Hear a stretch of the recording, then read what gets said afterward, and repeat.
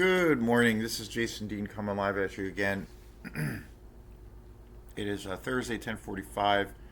So, yeah, this is a quick impromptu video that wasn't planned, only because it's funny. I just finished up a video a few minutes ago. I usually do a show every morning or so, and then sit on it for a day, and then usually the following day I will upload the video, or if I'm away from my computer for a few days, I'll record some videos and then just have them set, and then when I'm back home and at my laptop I'll have those videos to work on to upload to the channel. But so I was just doing that. I was uploading a video, and I just happened to watch a trailer for the new Alien TV show that's coming out on FX. I guess it's an original series, Alien Earth. And I just watched a trailer, and I don't usually do TV show reviews or trailer reviews. I've been doing a few more of those lately. Some movies and certain things that I was really anticipating. I did a few shows where I talked about the trailer reaction, at least for me, around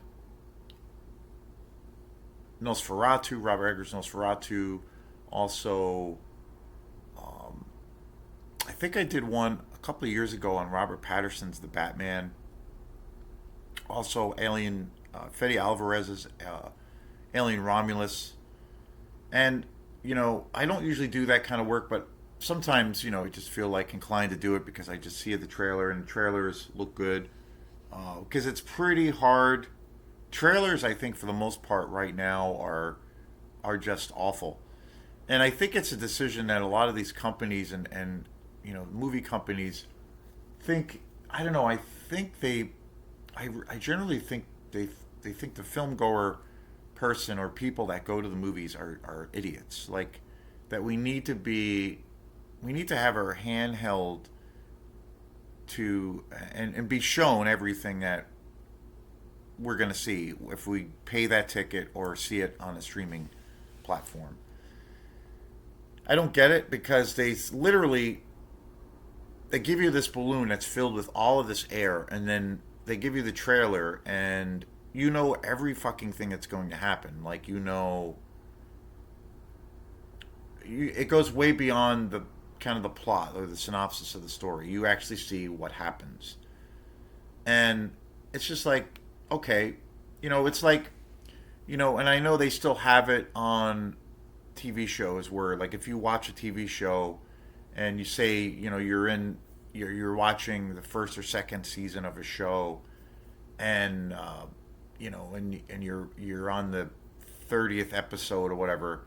A lot of the times, like, they have a recap setting where you can basically watch the recap. If say you've been away from the show, you can like watch the show, watch this recap video, and it will kind of introduce where you left off, and it will like get you familiar if it's been a while as to where the timeline is.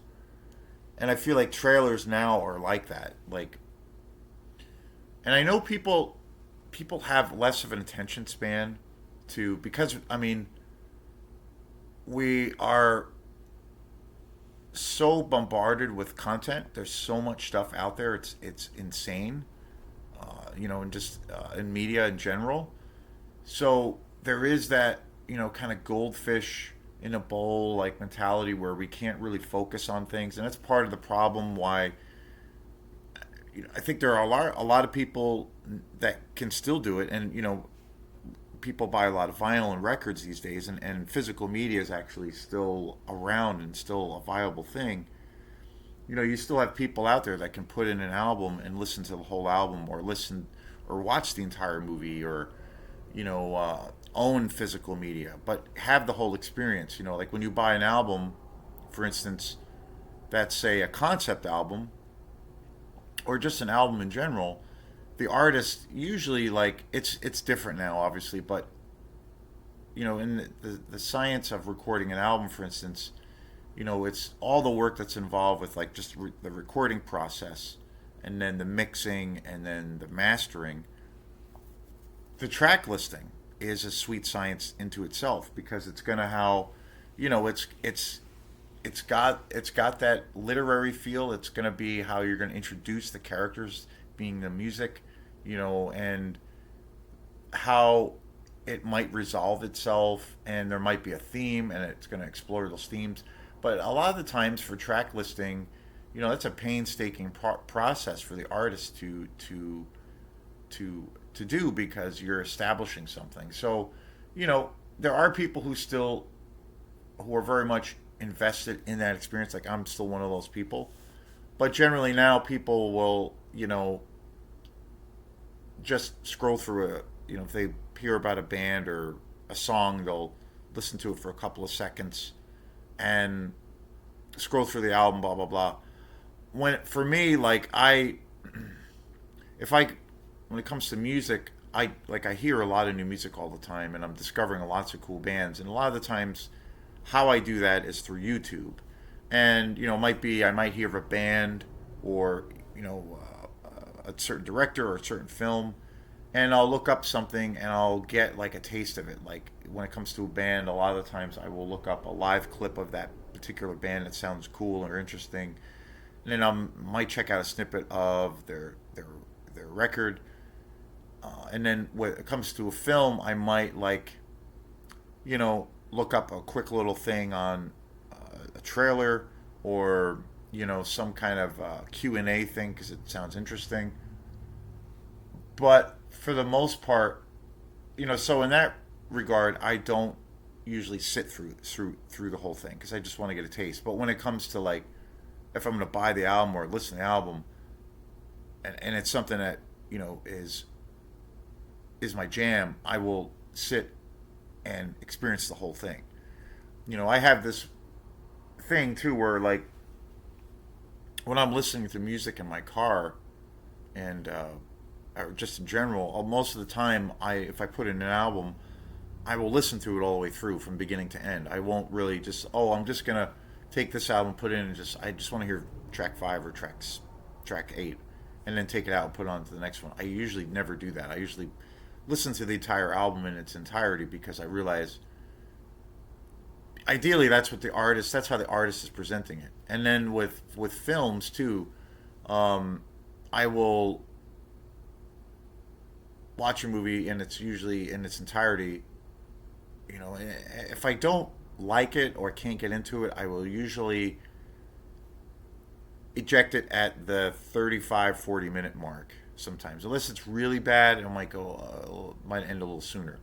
But generally, I do that. And like, if I'm into a movie, but I start watching it a little too late, I will just come back the next night and finish it up, or go back a little bit and watch it. But I'm a completionist that way, and that's how I feel.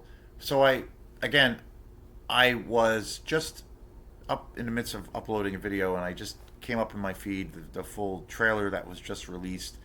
This is coming out, the new Alien series. It's a regular series, which I don't think has ever been a thing, and it's a TV series. It's on FX. And I watched the trailer, and one thing I thought was, it's definitely sci-fi. It's set very much in the. I don't really know the timeline or how it's related to the other Alien movies, but the sense that I got was, it's set way into the future. It seems to take place way after the films we've gotten, but I could be wrong.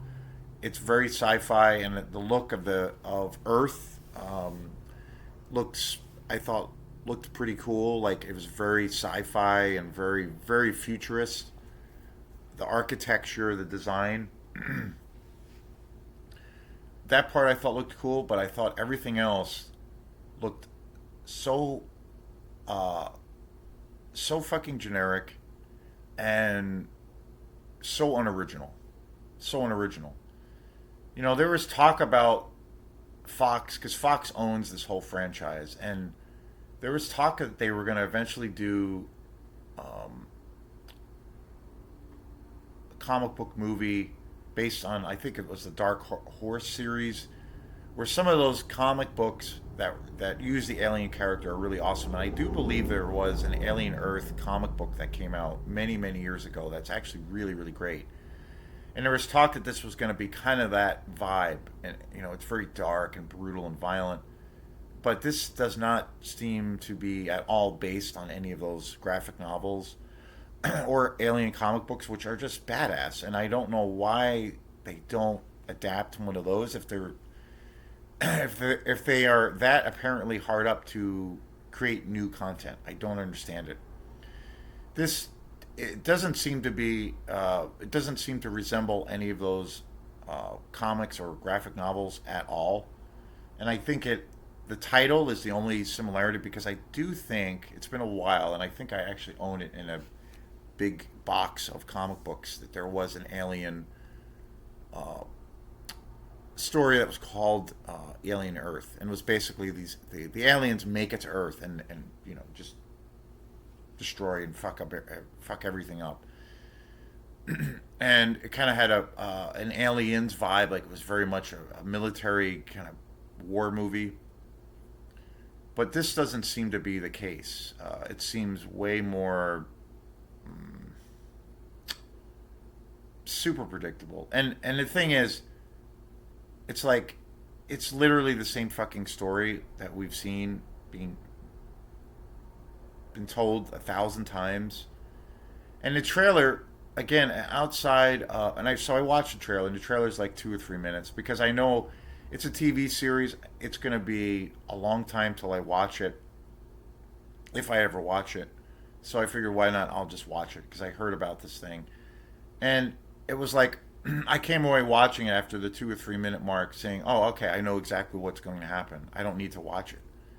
They told me what the characters. They told me what the story was. They showed me who the characters were. They showed the world building, the world that this is going to take place in, more or less the time frame, the timeline, and how the aliens arrive on Earth and what happens in the conclusion. And I'm like, what the fuck is this? Is the point? Like, it just, I don't know. I don't usually get angry too much, but as a fan of Alien and Aliens, I just feel like it's just insulting to any form of intelligence that they do this to people, just to kind of milk this IP, with the xenomorph and the whole alien world. Like, they just can't let it die. They got to just milk shit and suck from the tit as much as they possibly can just to make a dollar. They can't just let something die, or move on to something new, or give the public something new. And I literally watched this trailer and I'm like, yep, okay, I know exactly what this is. I know exactly where it's going. I know who's kind of going to be in it. I know what it's going to look like. And the worst part is, yeah, I know how it's going to end. And I'm just like, come on, guys. I mean, when you think of the alien world, like Alien by Ridley Scott is one of my all-time favorite movies. That one of the greatest sci-fi horror films of all time. And then the sequel by James Cameron is one of the greatest sequels of all time. I mean, and it's, I think when Alien came out, 79, it was one of the first times in horror or film history where there was two genres of filmmaking perfectly blended together, and that is science fiction and horror. And you know that movie was such an influential high water benchmark. It changed.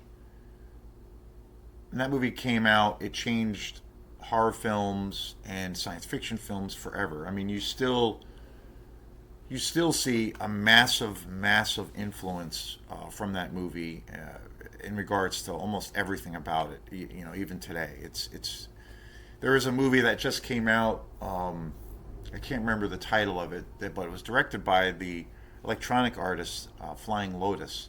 I haven't seen it, but it looks pretty wild. But totally looks like, well, more or less an Alien ripoff. And but and that just came out. And another movie I really love, actually, that is really, really inspired by Alien, Event Horizon with Sam Neill. I love that movie, and that movie has massive, massive influence from Alien, and that's just one of two. That movie does something really unique and different, I think, but it overall is so immensely influenced by it and The Shining. But so just such a an iconic movie. And then the sequel, directed by James Cameron, is one of the greatest sequels in history. It's probably outside of Godfather 2, it's probably the greatest sequel in movie history, and for my for my taste. And I think basically after Aliens, with the exception, I will say, with the exception, because I think actually it's not a great movie. The ending is kind of terrible, um, but there's still some things about it that I think are really awesome. And I'm such a huge David Fincher fan, so there's certain things about that movie that I do actually really love.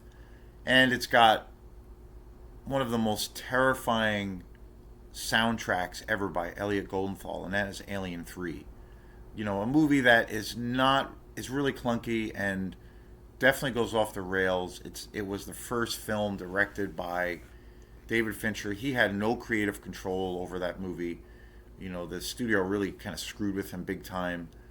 But there's enough of David Fincher in that movie that you can tell it's his because of the kind of the dark, nature of the film, the that kind of dark, kind of creepy aesthetic that he has in all of his films. Like, you see that in that movie, and you can tell, like, watching that movie, that even though he had so much studio interference, that David Fincher was going to become a serious, serious director. And so I like that movie because of that. Just because you can see enough of his imprint, his hand at work, that you can tell that he was trying to do some really cool, interesting things. And it does have a real kind of creepy, dark vibe to it at times, even though there's some really bad things that happen in the film, especially the ending, which is kind of terrible. And some of the plot twists are just pretty god awful. But there are some things about that movie I think are great. And the soundtrack is, it might be the greatest, which no one ever talks about, which I think I should do a show on, where I just talk about the Alien soundtrack, Alien 3 soundtrack by Elliot Goldenthal, which I honestly think might be the greatest film score for a horror film ever. I mean, it is blood curdling. So there's some good attributes about that movie, but it's not a great movie at the end of the day. And then the rest of the films in the franchise, Alien Resurrection and Prometheus, Covenant, Fede Alvarez's more recent film. I'm probably forgetting something else. The Alien vs Predator movies. Um, I think they're all honestly dumpster fires. They should all just be flushed down the toilet. I feel like I kind of like feel the same way about the Star Wars franchise. Like, you have a couple of really fantastic movies in the franchise that started the world. Empire being the greatest, New Hope being incredible, Jedi, it's okay. I think Jedi is one of those movies that it, it's it's not really that great. I love that movie for a long time, and on rewatches, I feel like that movie doesn't hold up as well. Empire is like a masterpiece, and realistically, all of the other films, you could just fucking light them on fire and flush them down the toilet. Really, especially the prequels, because those movies were made for three year olds, and George Lucas totally became a megalomaniacal, greedy billionaire maniac, and just could give a shit about his fans or the world he created, and just you know got so self-absorbed up his own ass that you know just forsake he took everything that he built and just, you know, forsaken everything. And so, and it, when you think of the Alien franchise, all of the fucking movies, including the Alien, the crossover movies, Predator, and then, now this TV show and all of the movies, it's just awful. And it's just like, obviously it's just a cash cow. And it's just like these people who run these companies, well, Disney now, and Fox, like, they just don't know when to say when. They just, they'll just make, they'll just keep making movies. Um, it's literally, it's so obvious and so transparent. It's just about milking something that was at one point in history very good. So, but again, I just wish they would just let this whole thing die as far as the Alien franchise. I really do. And again, I did say one good thing about the trailer, you know.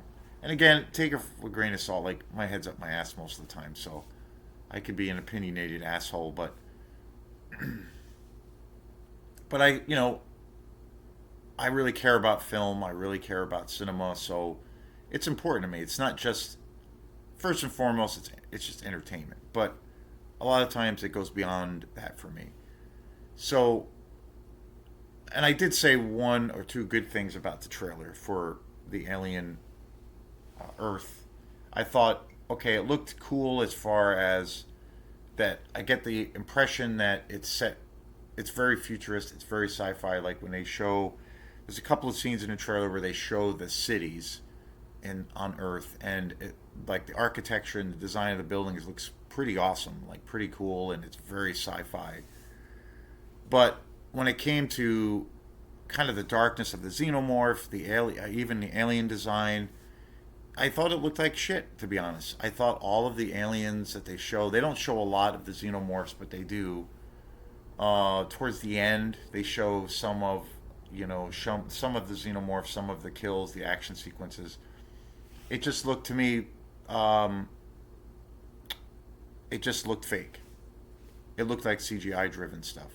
Maybe there's practical effects, but to me, it just didn't look like that at all. And the biggest disappointment, even though I think it's not like, in hindsight, it's not the worst movie in the franchise, because I think it started off amazing, and it started off awesome, and that is Alien Romulus. I'm a big Fede Alvarez fan. You know,